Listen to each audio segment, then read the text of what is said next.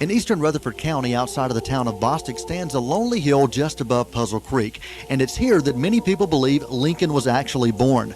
According to the documented evidence recorded in the J.C. Coggins book, Abraham Lincoln, a North Carolinian with Proof, we find that Abraham Enloe, a prosperous farmer and community leader, was the father of Abraham Lincoln by Nancy Hanks.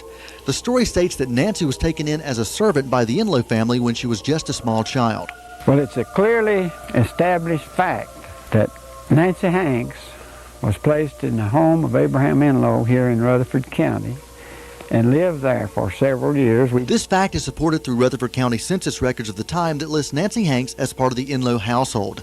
Coggins' book states that as Nancy Hanks grew to be a young woman, she and Abraham Enloe became romantically involved, and after the family moved from the Puzzle Creek community to the Oconaluftee River in Swain County, it was discovered that Hanks was expecting a child. Believing that her husband was the father of this child, Mrs. Enloe insisted that Nancy move away. They conspired to do something about Nancy, namely to bring her back down here to Puzzle Creek for her to have her baby in peace and let the Enloe household settle down. There wouldn't be so much turbulence up there. Melton goes on to say that Hanks was eventually taken from Puzzle Creek and sent to Kentucky, where she married a man by the name of Tom Lincoln. Dr. Tony Eastman has been intrigued by this story for 30 years, and while he believes that Lincoln was born in Kentucky, he contends that this legend does have its basis. They have a lot of good circumstantial evidence, especially the family resemblance between Lincoln and the family that Nancy was supposed to have gotten involved with. And I will say this, I've seen photographs of the Enloe family, and they are strikingly resembling Abraham Lincoln. A confession can be found in a collection of papers that belong to Wesley Enloe, the youngest of the family. It essentially says, without a doubt, Lincoln was an Enloe.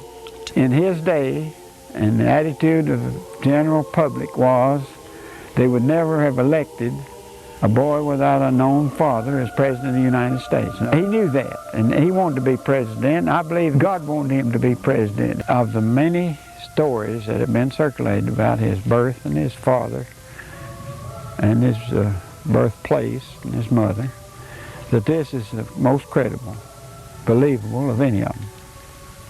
Okay. Because it covers some of the things that the other stories just don't explain. For more details on this and other Lincoln legends, check out the public library or contact the Bostic Historical Society.